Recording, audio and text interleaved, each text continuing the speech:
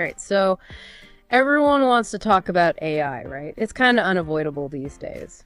But what does it all actually mean for us? Like, how will it really impact our lives? You know what I mean? Today, we're going to take a deep dive into this AI thing. We've got this really interesting conversation between two people, Emma and Ryan. They were just hanging out at a cafe talking about AI hopes and fears, all that. And our mission today is to help you make sense of it all. So by the end of this, you'll be able to navigate this whole AI world with a bit more confidence. I think what's so interesting about Emma and Ryan's conversation is that it really reflects this global debate that's happening right now. Everyone's trying to wrap their heads around AI, and it's easy to feel overwhelmed by it all. Yeah. To be honest. Yeah, totally. And right away, Emma and Ryan, they kind of lay out these two totally different perspectives. Emma's super optimistic about AI, like she sees it as this amazing tool for progress and positive change. But then you've got Ryan, he's more worried about AI taking over jobs. This is a valid concern, right? Especially with AI getting more and more sophisticated. Yeah. Oh, absolutely. He actually brings up a really powerful example to illustrate his point. Think about what happened with factory automation, like how it transformed manufacturing. Right. Suddenly you had machines doing tasks that humans used to do, and that had a huge impact on workers. Exactly. Jobs were lost, livelihoods were disrupted. It was a big deal. And now there's this fear that AI could do the same thing to white-collar jobs, too. Oh, yeah. Like, imagine an AI that can analyze legal documents way faster and more accurately than a lawyer. Or an AI that can write marketing copy that's even better than what a human could come up with. It's kind of freaky when you think about it. It is a little unsettling, I have to admit. But on the other hand, Emma argues that AI will also create new jobs. Which, historically speaking, technology always has. Exactly. She uses ATMs as an example. People thought ATMs would totally replace bank tellers, but guess what? The number of banking jobs actually went up after ATMs were introduced. Although Ryan does bring up a really good point. Right. Not all of those new jobs were at the same pay level as the old ones. So there's definitely a trade-off to consider. That's true.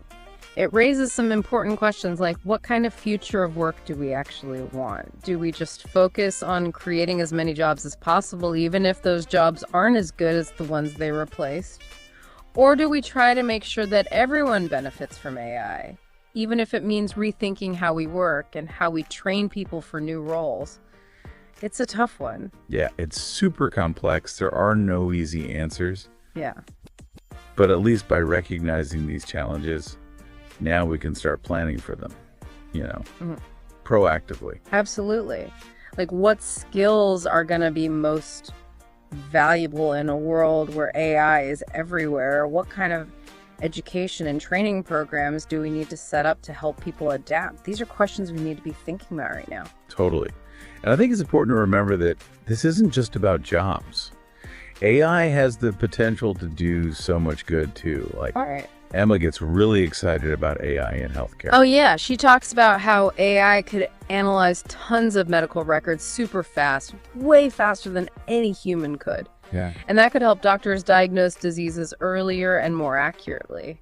And she mentions how AI is already being used to speed up drug discovery and develop personalized medicine, which is incredible. It really is. It's amazing to think about the possibilities, especially in fields like medicine where every second counts. Definitely. Yeah. But then Ryan brings up this super important point. What happens if the AI makes a mistake? Like, what if it misdiagnoses someone? Yeah, it's a scary thought. With human doctors, they can double check each other's work. Yeah. But will we be as comfortable questioning an AI's judgment? Especially as we start relying on these systems more and more.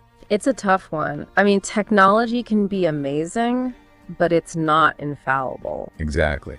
It all comes down to human oversight and critical thinking. Like, AI should be a tool that helps us, not something that replaces us. Exactly. And Ryan actually admits that AI can save a ton of time He uses ChatGPT for coding, and it helps him solve problems way faster. Oh yeah, ChatGPT is pretty amazing. It can do so much. But then Emma raises another interesting point. Could AI actually be making us lazy? It's definitely a valid question. Yeah. Like, think about how often we all rely on Google or Siri for answers. Are we becoming so used to having information at our fingertips that we're not even thinking for ourselves anymore? It's like when you use GPS to get somewhere. Sure, you get there faster, but you don't really learn the route or develop your own sense of direction. Exactly. And when it comes to AI, the stakes are even higher. If we just blindly accept whatever answers AI gives us without questioning them or trying to understand the logic behind them, we risk becoming totally dependent on a system that might not always be right. Yeah, that's the danger. We can't just switch off our brains and let AI do all the thinking for us. Okay, so we've talked about jobs, healthcare, and how AI could change the way we think. But now let's get into some of the darker possibilities. Like Ryan brings up deepfakes. Have you heard about those? Those fabricated videos that look so real. It's crazy. It's kind of terrifying. Ryan paints this pretty scary picture. Like, imagine a fake video of a world leader declaring war. It could cause total chaos. That's not just some sci-fi scenario, though. Deepfakes are a real threat. Oh, absolutely. And it's not just about misinformation either. Think about how deepfakes could be used to manipulate financial markets or ruin someone's reputation or even incite violence. The possibilities are pretty disturbing. Yeah, it's scary stuff. So how do we deal with this? Emma suggests regulation, which seems like a good starting point. Yeah, regulations could help set some boundaries and maybe prevent some of the worst case scenarios. But Ryan points out that technology often moves faster than regulations. By the time a law is put in place, the damage might already be done. That's true. Regulations are important, but they're not a silver bullet. So what else can we do? Well, Ryan emphasizes the need for public awareness and education.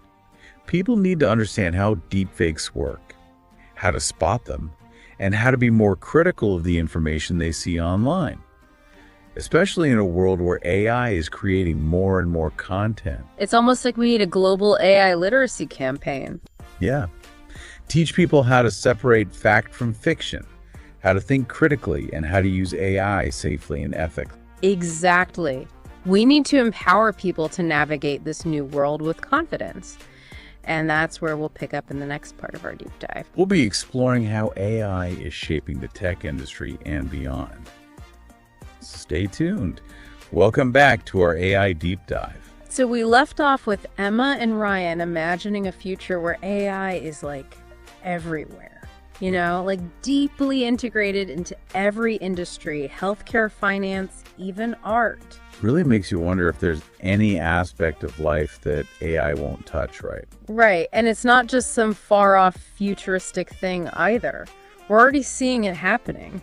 AI is being used to develop new drugs, personalize education, even create music and art. It's pretty wild. Yeah, Emma mentions these AR-generated paintings and musical pieces. Yeah. And Ryan's a little freaked out by it. He's worried that AI will eventually replace human creativity altogether. I mean, is that even possible? Could AI actually become more creative than humans? What do you think? Well, Emma's take is that AI can definitely assist artists. Yeah. But that true human creativity is something special. It's about emotions, experiences, a unique perspective that's hard to replicate. I see what she's saying. Like, AI can create art that's technically impressive, but it might lack that soul, that depth of feeling that comes from human experience. Right, exactly.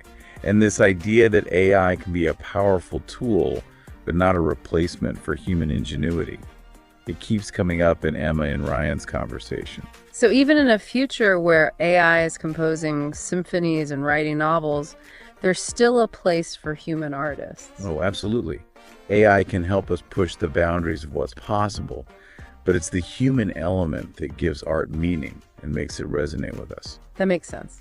Okay, so AI and art is one thing, but what about AI writing books? Like Ryan brings up the fact that some AI models are already writing entire novels, which is pretty crazy. I've even heard of AI writing screenplays. Yeah, it's definitely fascinating.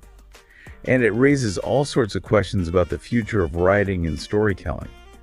But Emma points out that while AI can assist in writing, the heart of storytelling is deeply human. Yeah, she's right. It's about connecting with readers on an emotional level, sharing experiences, exploring what it means to be human. That stuff's hard to program into a machine. Right. Totally. So AI might be able to churn out formulaic stories, but it's unlikely to write the next great American novel. It's like AI could help me write a grammatically perfect sentence, but it couldn't tell me if that sentence is actually any good or if it evokes the feeling I'm trying to convey. You know what I mean? Precisely. It's about finding that balance, using AI to enhance our capabilities, but not letting it dictate or diminish our own unique human contributions. Okay, so we've explored how AI might impact creative fields. But what about the bigger picture? Like, how will AI affect society as a whole? Both Emma and Ryan seem a bit apprehensive about a world where everything is AI generated. And that's understandable. A world where AI makes all the decisions, creates all the art, dictates our lives. Sounds kind of dystopian, doesn't it? It does. It's like that classic sci-fi trope of a sterile, futuristic world where everything is controlled by machines. Efficient, maybe even comfortable, but totally lacking in soul. Exactly. And that's why it's so important to have these conversations now as AI is rapidly developing. We need to think critically about the kind of future we want to create and how we can ensure that AI serves humanity, not the other way around. Absolutely. It's not just about developing advanced AI. It's about developing it responsibly, ethically, with a clear understanding of its potential impact on society. So it's not just about the technology itself, it's about the people behind it, the intentions driving its development, and the choices we make as individuals and as a society. Right. We can't just sit back and let AI develop unchecked. Yeah. We need to be actively involved in shaping its future. So what are some concrete steps we can take to ensure that AI is used for good? Emma and Ryan talked about a few key things. What were some of their ideas?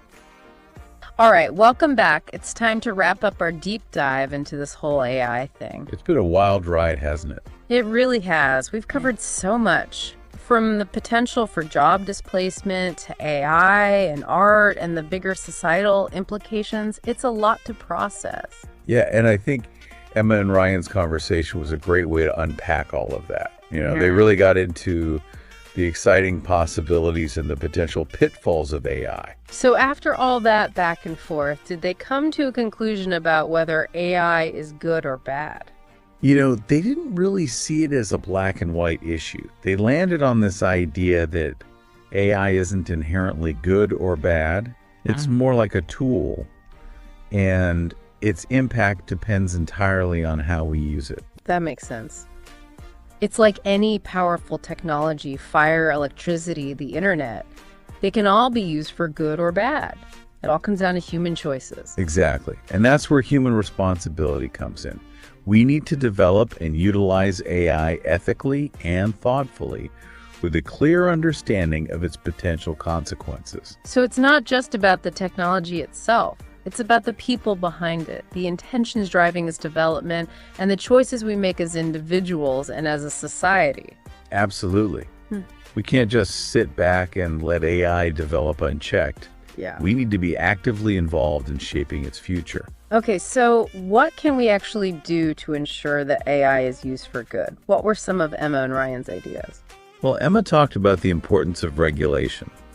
Like, governments need to establish clear guidelines and safeguards to prevent AI from being misused. You know, things like creating deep fakes or enabling mass surveillance. Right. Regulations are crucial to set some boundaries and make sure that AI development aligns with our values and protects our rights. But regulation alone isn't enough. Ryan made a great point about the need for education. both for the people developing AI and for the general public. So everyone needs to understand AI, not just the experts. Exactly. We need AI literacy to become as essential as digital literacy. People need to understand how AI works, what its limitations are, and how to identify potential risks. That makes sense. It'll help us use AI responsibly and critically evaluate the information it provides. And it empowers us to advocate for ethical AI development and hold those in power accountable. So we've got regulation education. What else did Emma and Ryan emphasize? Collaboration. We need open dialogue between researchers, policymakers, industry leaders, and the public to ensure that AI development is transparent, inclusive, and ultimately benefits all of humanity. So it can't just be a few tech companies or governments calling all the shots. It needs to be a collective effort. Exactly. It's about fostering a culture of collaboration and shared responsibility to guide AI development in a positive direction. It sounds like we need some kind of global AI ethics council, a group of diverse people who can come together to discuss these complex issues and help shape the future of AI. That's a fantastic idea. And, there are actually organizations and initiatives emerging that are working towards developing ethical guidelines and frameworks for AI. So there's definitely movement in the right direction. That's good to hear. So it seems like Emma and Ryan ended their conversation on a cautiously optimistic note. AI has the potential to revolutionize our world for the better, but it requires careful stewardship and a commitment to ethical development. Yeah, they believe that AI can be a force for good, but it's up to us to make sure that happens. So as you continue to learn about and interact with AI, keep those questions in mind. What do you want the future of AI to look like? And what role will you play in shaping that future?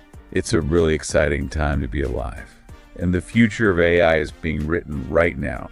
Let's make sure we're writing a future we can all be proud of. Couldn't have said it better myself. Thanks for joining us for this deep dive into the world of AI. Until next time, keep exploring, keep questioning, and keep learning.